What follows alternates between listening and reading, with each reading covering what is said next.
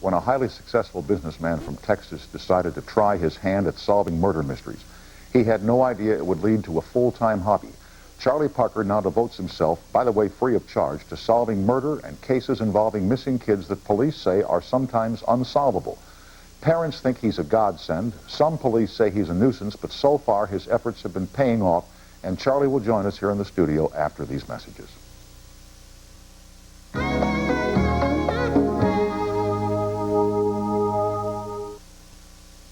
Back now with Charlie Parker. I mentioned that you were a successful businessman. You have a roofing company in San Antonio. How did you get involved with amateur police work? Back in the 70s, I worked with a gentleman named John Messer, policeman, and he passed away 4 years ago. And I wanted to do something in his honor, so I went to a friend of mine that worked for the district attorney and asked for a murder case, just one.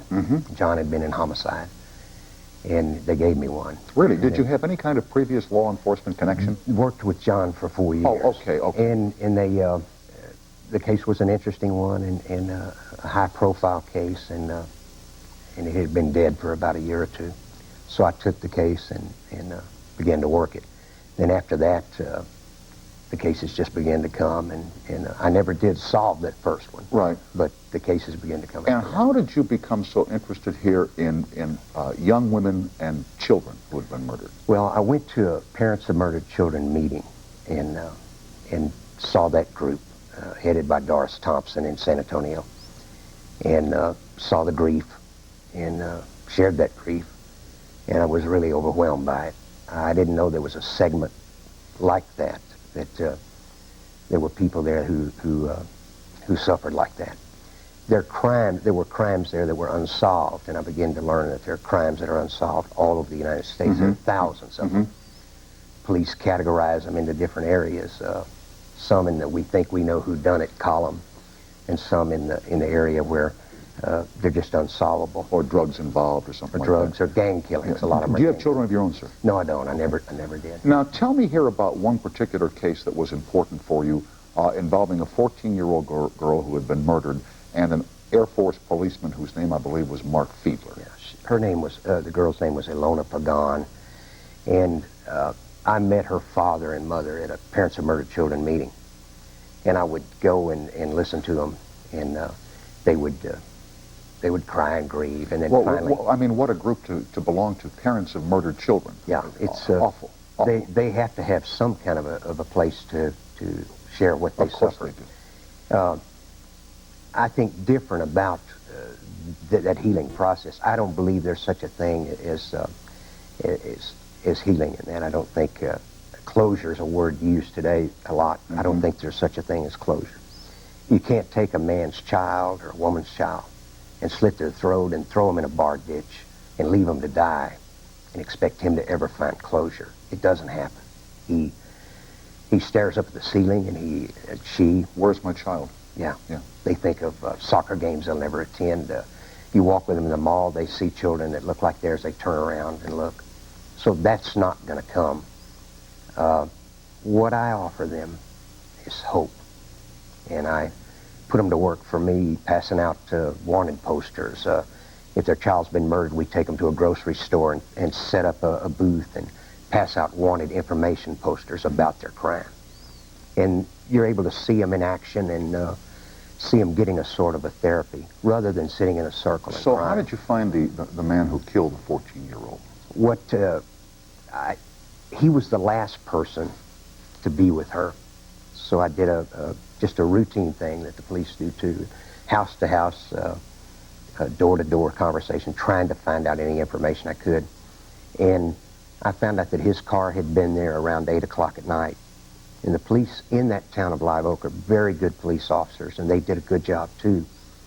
But I wanted to take Mark to the scene of the crime, and I'd do that, return him to the scene of the crime. When I got him in the car with me, we were going to pretend that we were the killers. And I asked him, Mark, there's a good place, a place you could have dropped her right there. And he said there was no brush that night. So about a third of the way into the trip, I knew I had the killer in the car with me. Once he says that. Yeah. So we went on up to where the where the crime scene was, got out of the car, viewed it, and I could hear his heart beating. You know, old detectives say that if you place clothes of the victim in the hands of the killer, that he'll throw them away like it's hot fire. But I took him right to the scene, and I knew it was devastating to him. He got back in the car. I purposely had taken him to the wrong place to see how he would react, and a few feet down was the right place. We got him back into the car, and he turned and looked at me, and his eyes were filled with tears. He was so nervous that he left a folder in the car, and that folder was his conversation with his attorney, and where he had mentioned blood on his shoes and dust and that sort of thing. So you do things that the police don't do? I believe we go to the suspect's house. In police work, when once the lawyer gets into the case, the police department is out of it. In other words, they can no longer talk to the suspect. But we can. And right now, as a private investigator, we can do that. Why do the police often, and I'm not trying to criticize police here, but why do they give up on these cases so often? Sometimes within 48 hours, they kind of, it goes into the file somewhere. It does, but then they're right away they have another case behind it, and then another one on top of that. And they're constantly being trained, going to seminars, doing that sort of thing, and they're overpowered with cases. I'm not going to say anything bad about the police because I know they do a good job, but the parents sometimes don't think they do, and that's the frustration we're up against. Now, here in Southern California, I'm told that coincidental with your visit to be with us on this program tonight, there's another family with a missing little girl that you're trying to find out what happened. And I'd like to give a message, if I could, sure, if you would let me.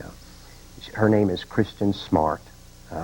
She was attending college here in San Luis Obispo. Is that how you pronounce it? Yes, sir, San Luis Obispo. And I've been in touch with her mother for about a week, and several people from California, but this is a particularly interesting case because she is missing still. We're confident she's been murdered, and we're confident that we know who the killer is. And I'd like to, if I could tonight, give him a sort of a message, if you would let me do that. Right here, sir.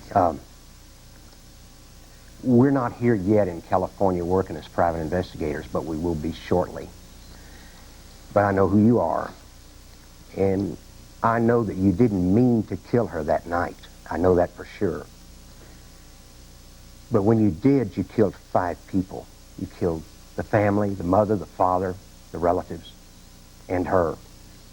You've got a chance to give up where the body is.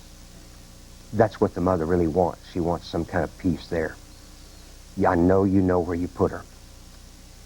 I've got an address here that they'll be giving you, that you can just send a note and tell us where the body might be buried, so the mother can at least have that peace. And we'll be here shortly. Thank you. And the address would be? It's 1620 West Poplar, San Antonio, 78207. Okay. Or to make it even simpler, send it to us at CBS. Yeah, we'll CBS would be even better. What is the time I've got left? 1 minute, sir. Why don't you take any money? I can't.